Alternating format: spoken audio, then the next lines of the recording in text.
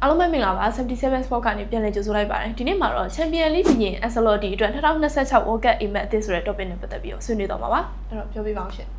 ဒါ Ancelotti အနေနဲ့ဆိုလို့ရှိရင်ဒါ Real Madrid ကိုတကြောပြန်လာတယ် Champion League နှလုံးယူပေးတယ်ကောင်းမှမဆိုးဘူးဆိုတာထက်တော်တော်လေးကောင်းတယ်ဆိုတဲ့အနေအထားမျိုးမှရှိတယ်ဒါပြောမယ်ဆိုလို့ရှိရင် Ronaldo တို့ဒါ El Clasico ပြီးClasico ပြီးသွားတဲ့အချိန်မှာဒါလူငယ်တွေနဲ့Champion League 2 ကြိမ်ထပ်ပြီးတော့ယူပေးခဲ့တယ်ဒါတကြောပြန်ခီးလန်အောင်မြင်ခဲ့တယ်လို့ပြောလို့ရတယ်ဒါလက်ရှိနှစ်မှာတော့ဘာကာကိုကျွန်တော်တို့ဘာစီလိုနာကိုကျွန်တော်တို့9ပွဲမှာ9ပွဲလုံးရှုံးသွားတယ်ဆိုတော့ညားလဲပေါ့ဗောလေဒါဒီဟာဒီလဲ Ancelotti ဒီသူကညင်းနေနီးပြလို့ပါလို့မပြောဘူးဒါသူ့ရဲ့တက်တွေတွေကလည်းရှိခဲ့ပြီးသား Everton ကိုတော့မှလူလူဖြစ်အောင်လို့သူပြန်ပြီးတော့ပြင်ဆင်ပေးခဲ့သေးတာပဲအဲ့တော့သူ့ရဲ့ legacy တအားကြီးပါတယ်လို့ပြောမယ်ဆိုလို့ရှိရင် Mr Champion League ဆိုတဲ့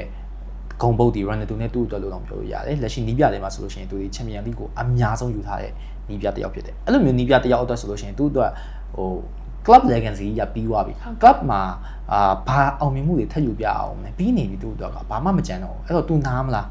းအဖိုးကြီးရောဖြစ်နေပြီနားမလားမနာလို့ရှိရင်တခြားအစ်စ်ပြောင်းမလားဆိုရင်တော့ तू ကတော့တခြားပန်းနိုင်တစ်ခုကိုရွေးချယ်သွားတယ်လို့ပဲကျွန်တော်ထင်တယ်အဲ့ဒါဒီပါလဲဆိုတော့ World Cup ပေါ့နိ2026 World Cup ပေါ့2026 World Cup ကို तू ရွေးတဲ့အချိန်မှာလဲဒါ तू ကင်မှုအသင်းကိုရွေးတဲ့အချိန်မှာလဲဘရာဇီးဖြစ်နေတာဒီလဲတော်တော်လေးတော့တိုက်ဆိုင်မှုလို့တော့ပြောလို့မရတဲ့ဒါညံရှိရွေးချယ်လိုက်တယ်လို့ပဲကျွန်တော်တို့ပြောရမှာပေါ့ဘာဖြစ်လို့လဲဆိုတော့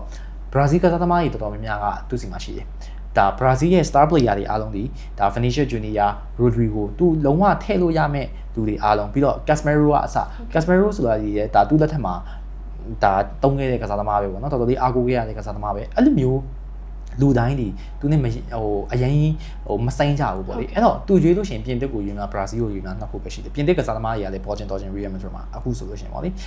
Brazil ဆိုလို့ရှိရင်ဒါ prime level ရောက်နေတဲ့ကစားသမားတွေပဲအဲ့တော့ပြင်သစ်မှာဆိုလို့ရှိရင်တော့သူနီးပြရှိတယ် Brazil လိုနေတဲ့အချိန်မှာသူ Brazil ကိုရောက်သွားတယ်ဒါဆိုလို့ရှိရင်လည်းစံချိန်တင်လာစားနဲ့ရောက်သွားတာပေါ့နော်ပြောရမယ်ဆိုလို့ရှိရင်တစ်နှစ်ကိုဒီ10တန်းကျော်9တန်းလောက်ရမယ် sorry 9တန်းကျော်10တန်းလောက်ရမယ်ဆိုတဲ့သဘောတရားမျိုးမှာရှိတယ်ဒါဒီနိုင်ငံနီးပြတယောက်အတွက်ဆိုရင်တော့တော်တော်လေးများတဲ့ပမာဏလို့ပြောလို့ရတယ်အဲ့တော့ Brazil ဒီဒါအရင်တုန်းကလိုမျိုးမဟုတ်ပဲね2026 World Cup မှာတော့ပြန်လာတော့မယ်လို့ပြောလို့ရတယ် Ancelotti ကလည်း World Cup ရမယ်ဆိုလို့ရှိရင်ဒါဒီသူဒီ complete နီးပြပဲဒါမပြောချင်ဘူးဆိုတော့ညာလည်းပဲ Sir Alex Ferguson ထပ်တောင်မှပို့ပြီးတော့ကျွန်တော်တို့ respect ပေးရမယ်အနေထားမျိုးမှာရောက်သွားနိုင်တယ် World Cup ရမယ်ဆိုလို့ရှိရင်ဘာဖြစ်လို့လဲဆိုတော့ Sir Alex Ferguson ဒီတသင်းထဲမှာပဲအများကြီးရှုပြခဲ့တယ်ဆိုပေမဲ့ Ancelotti ဒီအသင်းကြီးတောက်လျှောက်ပြောင်းရင်းနဲ့အောင်မြင်မှုတွေရှုပြခဲ့တယ်ကျွန်တော်ခုနကပြောသူမျိုးပဲ Everton ကိုတော့မှ Europa League